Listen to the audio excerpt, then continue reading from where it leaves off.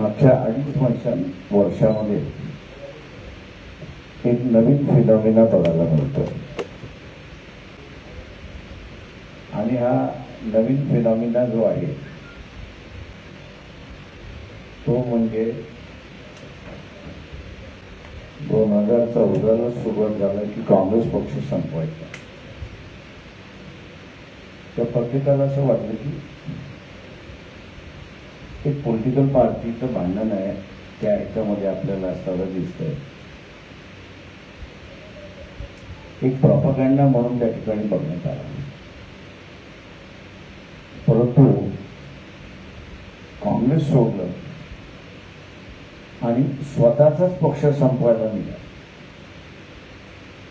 आणि ते मागच्या 3 वर्षापासून अत्यंत प्रॉमिनंटली दिसायला लागले. पंतप्रधान नरेंद्र मोदी यांनी भारतीय जनता पक्षाचं सरकार असं संबोधत नाही. कुठलीही योजना आली, सरकारची योजना अशी नाही तर ती पूर्णपणे नरेंद्र मोदी यांची असणारी योजना अशा दृष्टीने त्या ठिकाणी मांडतात. म्हणजे काँग्रेस संपवण्याची गोष्ट त्यांनी सोडली, त्यांनी आता असताना स्वतःचा भारतीय जनता पक्ष संपवण्याचा मार्ग केला. त्याच्या पुढे जाऊन आपण असायला पाहिजे तर भारतीय जनता पक्षाचा असणारा बॅकबोन जे आहे ते RSS आहे. वैचारिक मतभेद आमच्या RSSचे आजही कायम आहेत. ते वैचारिक मतभेद आम्ही असताना म्हणालो होतो की ते वैदिक धर्म चे पुरस्कर्ते आहेत आणि मग जात व्यवस्थेचे पुरस्कर्ते. आम्ही त्यांना असं म्हटलं तुम्ही बदलला हे दाखवायचं असेल तर जात व्यवस्थेतले पुजारी पण आपण संपवलं पाहिजे. म्हणजे कुठल्याही जातीत असेल त्याच्या जागी हिंदू थिओलॉजी त्याला सगळे हिंदू धर्मातले विधी व कार्यक्रम जे आहेत ते करण्याचा अधिकार राहील. जातीवरती आधारित पुजारी पण बंद. त्याच्यामुळे आमचे मतभेद आहेत त्यांच्यावर, नाही असं नाही.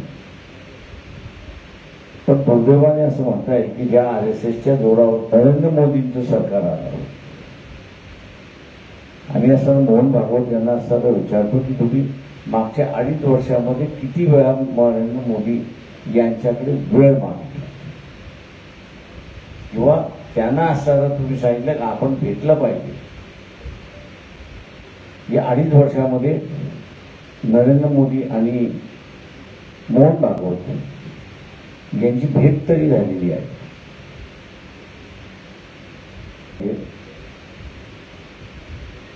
की नरेंद्र मोदी हे जर मोहन भागवतांना भेटत नसतील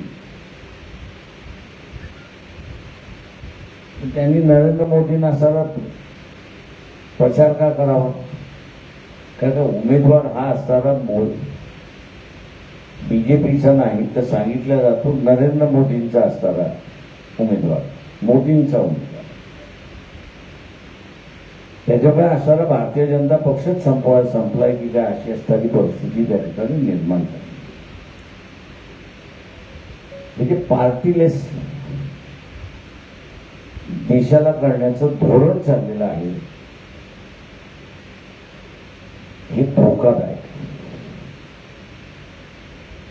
मोदींच्या मनामध्ये जे आहे, पोटामध्ये जे आहे ते आता तोंडावरती यायला.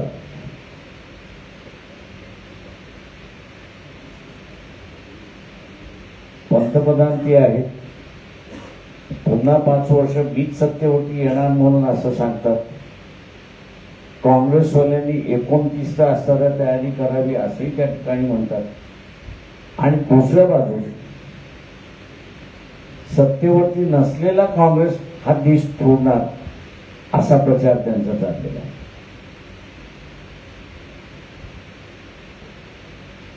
देशाचा एकोपा किंवा युनिटी ज्याला आपण म्हणू याच्यामधला बिगेस्ट फॅक्टर जो आहे, सगळ्यात महत्वाचा फॅक्टर जो आहे तो पॉलिटिकल पार्टीज आहे, राजकीय पक्ष आहे.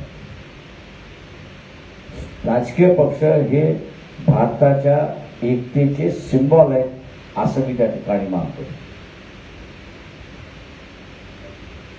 आणि हे सिंबॉल संपवायला कोण निघालेला आहे तर नरेंद्र मोदी निघालेले आहे. त्याच्यामुळे आमचा असणारा आरोप आहे नरेंद्र मोदींवरती की त्यांनाच आज देश तोडायचा आहे. आता ही जी नरेंद्र मोदींची भूमिका आहे आणि त्याच्याच बरोबर असताना मोहन भागवत यांना भेटायचं नाही. संघातला जो कार्यकर्ता आहे त्याला ही मान्य आहे का?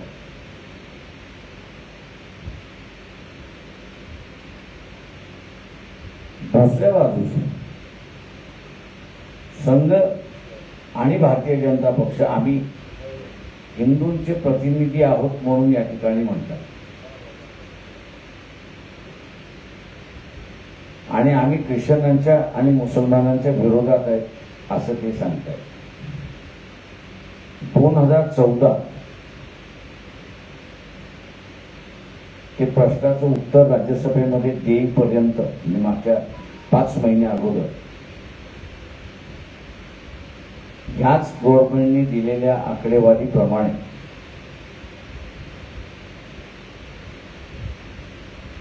सतरा लाख कुटुंब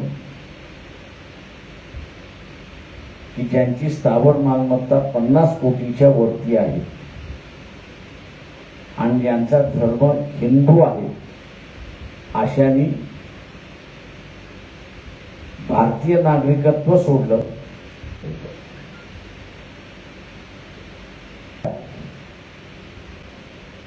याचं समर्थन आरएसएस कसं करतं? आमचं मतदारांना आव्हान आहे की आरएसएस आणि विश्व हिंदू परिषद किंवा भारतीय जनता पक्षाचे कार्यकर्ते प्रचाराला येतील आपल्या वस्तीमध्ये, आपल्या गावामध्ये किंवा आपल्यापर्यंत. पहिल्यांदा त्यांना असं विचारा की ही 17 लाख कुटुंब आणि हे उत्तर त्यांनी राज्यसभेमध्ये दिलेलं आहे. माझी आकडेवारी नाही. राज्यसभेमध्ये दिलेल्या उत्तराप्रमाणे 17 लाख कुटुंब यांनी भारतीय नागरिकत्व सोडले. व दुसरं महत्वाचं आहे,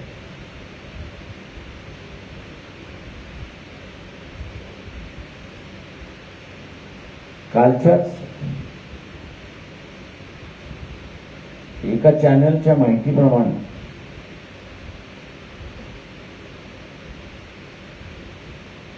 भारतावरचं कर्ज हे जीडीपीच्या इक्वल झालेलं आहे. म्हणजे जीडीपी ह्या देशातली 100 असेल तर आता कर्जही 100 झालेला आहे. की जे नरेंद्र मोदी सत्तेवरती येताना 26 रुपये कर्ज होतं. म्हणजे 100 रुपयाचं उत्पन्न असेल की 100 रुपयाची असेल तर तेवढंच कर्ज त्या ठिकाणी झालेलं आहे. येत्या 2 वर्षामध्ये कंगाल होण्याच्या मार्गावरती आहोत. शेवटचा मुद्दा या ठिकाणचा असणारा की इंडस्ट्रीवरती रेडिंग करत करत करत हे सरकार चाललं. आता इथल्या व्यापाऱ्याला मी असताना आवाहन करतोय की तुमच्या दारामध्ये ईडी नको असेल, सीबीआय नको असेल,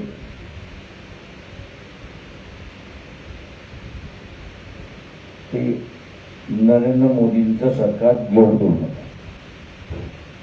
नरेंद्र मोदींचं सरकार आलं तर सेकंड फेज ऑफ रेडिंग जे होणार आहे, धाडी ज्या पडणार आहेत त्या व्यापाऱ्यांवरती होणार आहेत, हे व्यापाऱ्याने लक्षात घेतलं पाहिजे.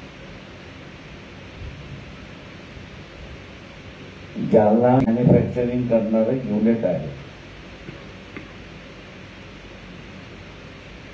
या ठिकाणी ज्यांचं मॅन्युफॅक्चरिंग युनिट आहे हे सगळे भारतीय जनता पक्षाचे समर्थक आहेत आणि डोनर्सही आहेत. 1.5 वर्षापूर्वी ज्या जालना स्टील इंडस्ट्रीजवरती 14 ठिकाणी धाडी पडल्या. ते 14 जणही बीजेपीचे नुसते समर्थक नव्हते, तर ते डोनर होते अशी असणारी परिस्थिती आहे. तेव्हा चंद्रपूरमधल्या व्यापाऱ्यांना आपण त्यांना बीजेपीचे मतदार आहोत, डोनर जाऊ म्हणून इथे वाचल्या जाईल असं नाही.